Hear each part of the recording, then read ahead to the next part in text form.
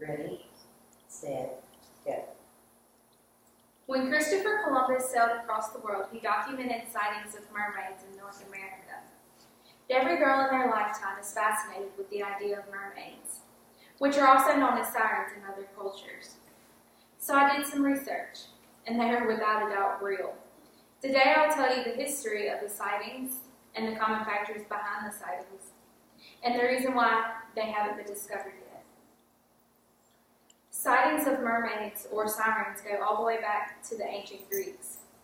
And in the 1st century AD, Pliny the Elder wrote of a woman whose upper half was human and the bottom half was that of a fish. In the 13th century, Bartholomew Angelicus wrote of a siren taking sailors from their ships.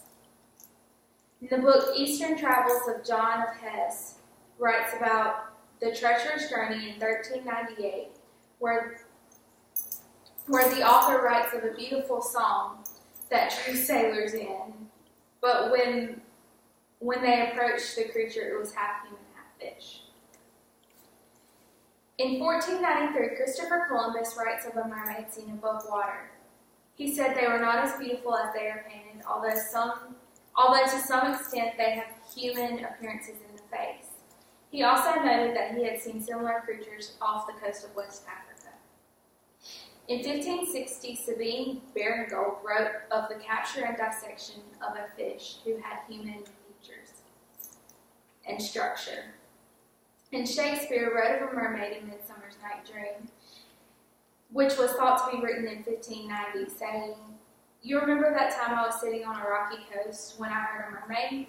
She was riding on a dolphin's back. Her singing was so sweet and pure that the rough seas grew calm and the stars sought madly about the sky on the hearing of the sea girl's song."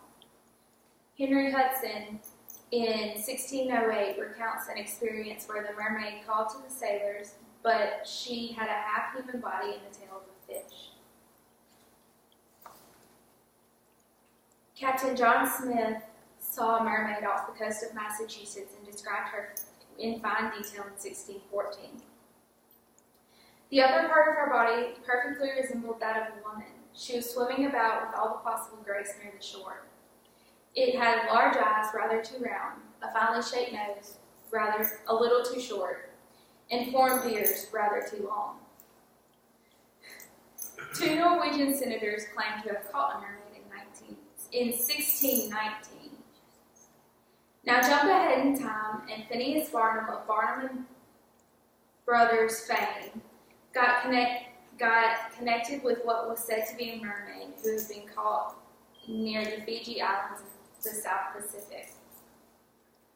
Another jump to 2008, and there was a sighting of a mermaid in Surbrok, a village in West Africa. A resident of the village said it happened late at night, and he saw a white woman with long black hair floating in the ocean. But she had the lower half of a fish. And a year later, a mermaid was sighted in Israel, where dozens of people claim to have seen a woman half human, half fish. Finally, in 2012, Zimbabwe officials state that mermaids were bothering the dam workers in different areas. Workers have reportedly gone missing, and priests have performed ancient rituals to rid the area of sirens. There are a few factors of these stories that are common.